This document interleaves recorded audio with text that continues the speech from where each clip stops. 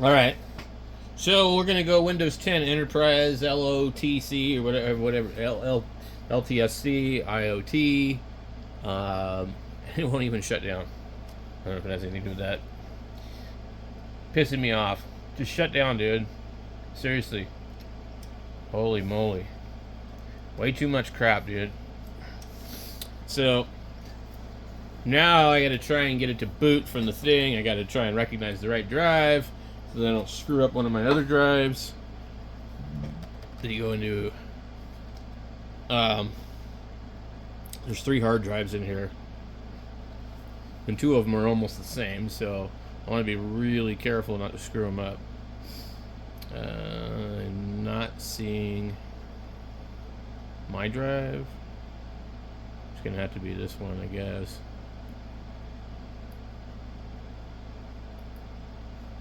Well, we can go in here and we see the boot menu.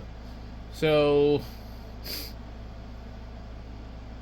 you got 2 different SANS disk, UEFI. I think that's the one we want. Not 100% sure. We'll find out. But I've been using this computer for quite a while, and I've got a lot of stuff on it, but we're going to throw it all away. I've backed some of it up on my documents and downloads, so that hopefully I don't have to re-download certain stuff. I put them on the other drive.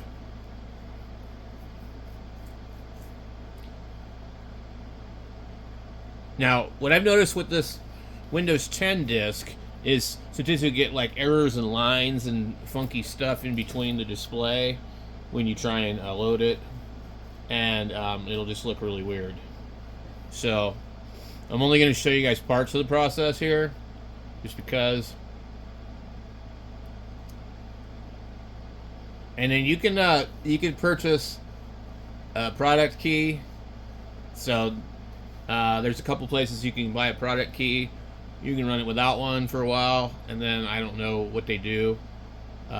So anyway, if you don't have one, I would recommend that you disconnect your internet while you do the installation, and then it'll just give you that annoying activate Windows thing. But it's not illegal to do. It's just that like what they can do eventually is I guess they throttle it or something. I'm not really sure. Okay, and then you have the choice of choosing between these 2. LTSC or IoT, which I guess stands for the Internet of Things. And I don't know why it's called that, because it doesn't make sense. It's for like automated systems, maybe a computer that runs a CNC machine. They don't want it being interrupted with updates. It's like more of the automation of things, not the Internet of Things. Now, maybe it's not called Internet of Things. IoT, capital I, small o-t, industrial operation of things, would make more sense. But this one has the longest support, and I don't think there's a lot of difference between it. The one thing that you'll get if you do this is you'll get rid of that pesky Cortana and Copilot crap. They will not ask you to back up your account to the cloud. They won't do any of that junk anymore. It's so cool. So, regular enterprise was not supported past this year. You're going to do, no matter what you do, this will not work. You'll have to do custom install. Now, we have to make sure we know what drive is what. I may have to open the computer up in here to make sure that I'm not using the wrong drive, because I don't know which one's what. I know that the bigger drive is my backup drive, and it has a name on it called music. But we have drive 1, drive 0, which is 512. Wait, no. Well, it's a 512, but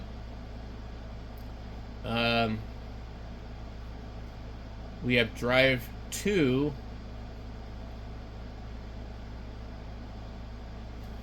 we see the 465 gigabyte. That one's probably the other one, but I can't sit here and guess. So the only solution for me Drive 0, partition 2, there's 0 free space. So we're just going to have to open the computer up. It's just like, well, I don't know why I can't identify these. I don't know. My other drive has Linux on it, and there's no way do I want to override any of that. Drive 0, partition 1. Drive 0, partition 2. It says there's 0 available. Drive 1, partition 1. It's supposed to be a 2 gigabyte drive. There's 523 available. Drive 2 is, so we have nothing on drive 1, just that one thing, the primary. Drive 2 has this recovery spot, and I suppose that might be the giveaway. The other one has 512 megabytes on system, and then primary is 465. So this one has partition 1 recovery 529, very similar amount, and then there's another 100 megabyte system partition, and then there's another partition number 3 MSR reserved, and then there's the primary, which is 465 with 15 gigabytes available. Then you have partition 5, which is 11.2 gigabytes with 0 of it ready. Like, I have no freaking clue. So before I try to open this thing, let's see if we can get any more information on this Windows Boot Manager drive. It says SATA 6. Doesn't show us any other information. Okay, so Ubuntu is on a PNY drive, and the SPCC is silicone power. Okay.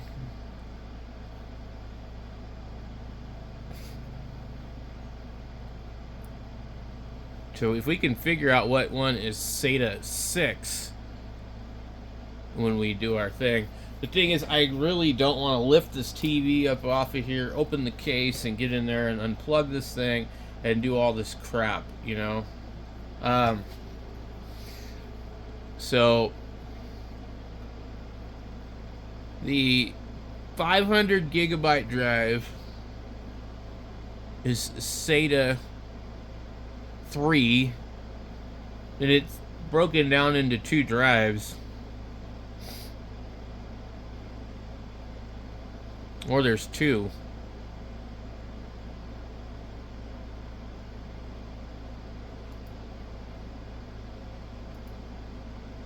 It is really weird. Let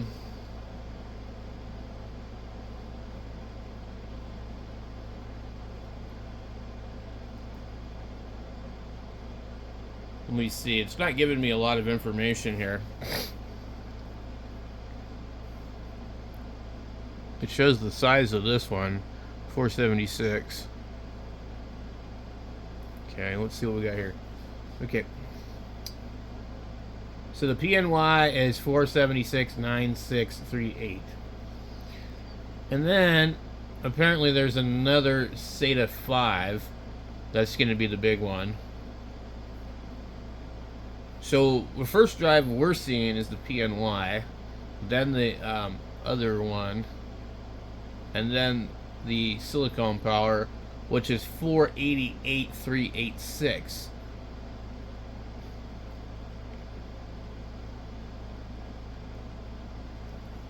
The Ubuntu shows to be on that one.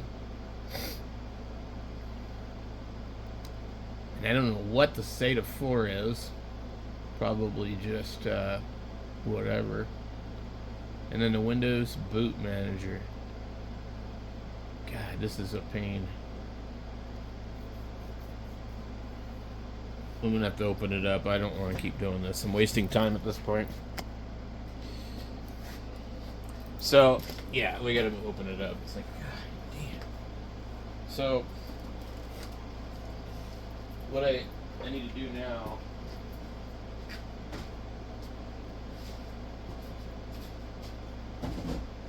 set this PS4 somewhere. We do move this all the way forward.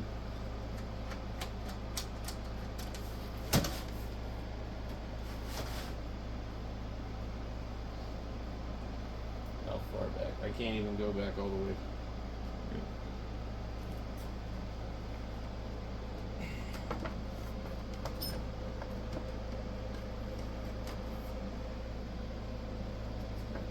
What a pain.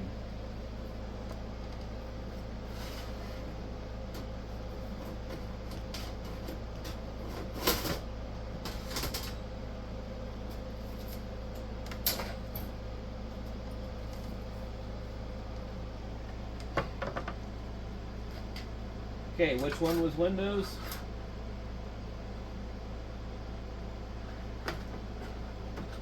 We'll undo the Ubuntu drive. And I'll leave this damn thing right there. That's why it sucks using a giant TV for a monitor. Okay. Let's do this all over again, guys. Alright, we're back into this menu here. So now we have drive 0, partition 1, music. Drive 0. Did I say 0? 0, partition 1, drive 1, partition 1. And that is part of the other one, which is... what do we see in here?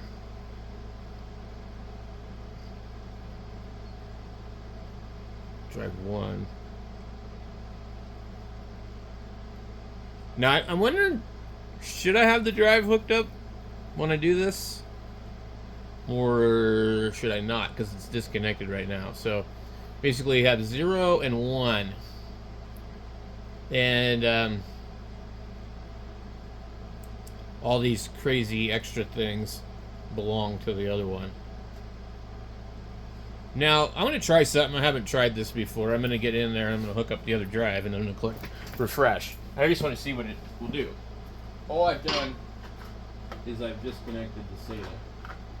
So it's pretty easy for me to just put it back in there.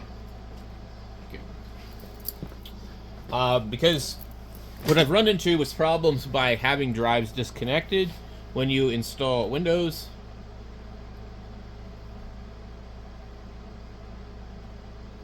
And then all of a sudden it like doesn't want to recognize it.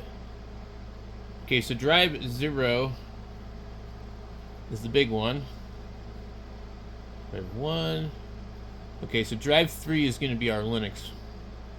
Okay. And you can see drive 3 is pretty simple. Partition 1 and 2. 465 gigabytes. Okay, so what we want to do is we want drive 1. Let's go ahead and delete the recovery.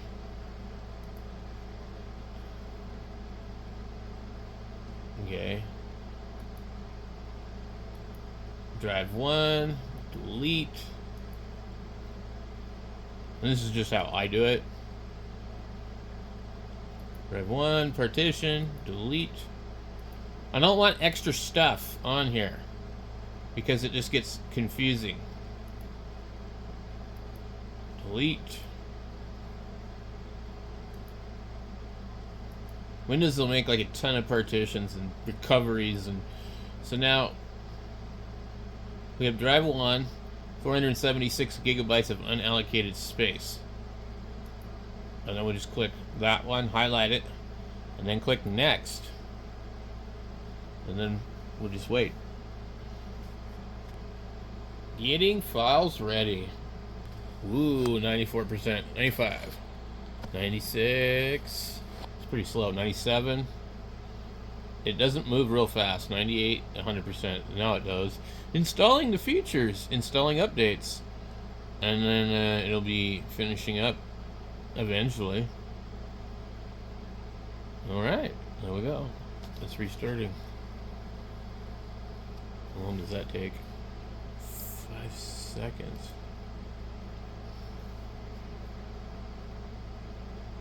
No signal.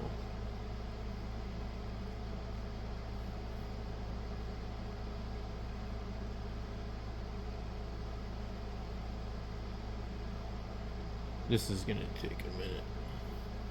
It always does this double boot. It shuts down, it shows you the splash screen or whatever you want to call it, the BIOS screen, or that this company that branded their logo on here, Integrity Pro Racks, building sound solutions for those with too much money and they don't know what to do with it. Like this Phoenix TV station that used to use this computer. Well, I don't even know. It says Phoenix 1421 AV Production 2. So who knows what. But I'm assuming it's from a television station considering where I got it from. Well, I did that a few times.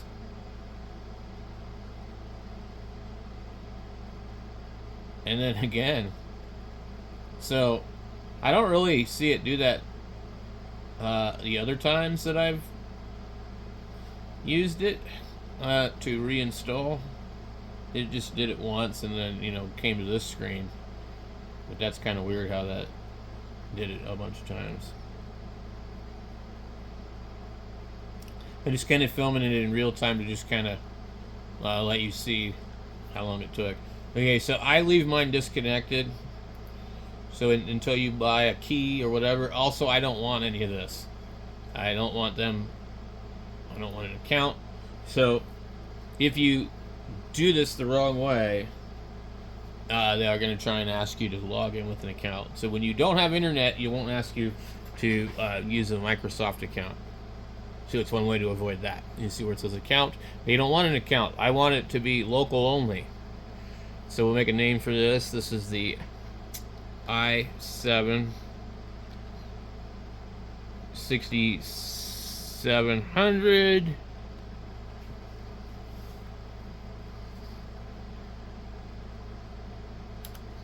Asus H170. I'm gonna look and see. Give me a second. All right, it won't let me put the full name in there. It's the Asus H170 plus D3. I have more than one 6700, so that's why I want to name it accordingly. And I don't want a password, so I leave it blank. I'll click next. I want anybody that needs to run the radio station be able to get into this computer and do whatever needs to be done. I'm not hiding any secrets on this computer. You know, I don't care. Anybody can get into it. It's just for basic stuff. So this is going to take several minutes. Of course it will. Anyway, so that's how I set them up, and then you acquire the key. You buy the key, license key, or you don't, and you just use it and put up with the warning. You could do it either way. There's other ways too. We won't talk about that though.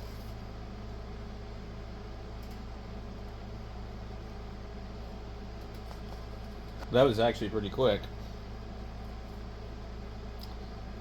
So anyway, that concludes that, and now I just have to download all the drivers and all the other crap. So I'm not going to film all that, but I don't really know what to show you. What would be different?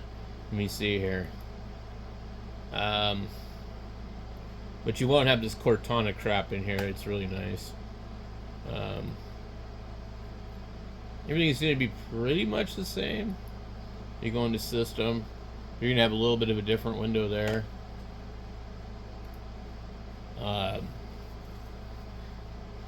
The new one here, see, it says Windows 10 IoT Enterprise LTSC version 21H2, blah blah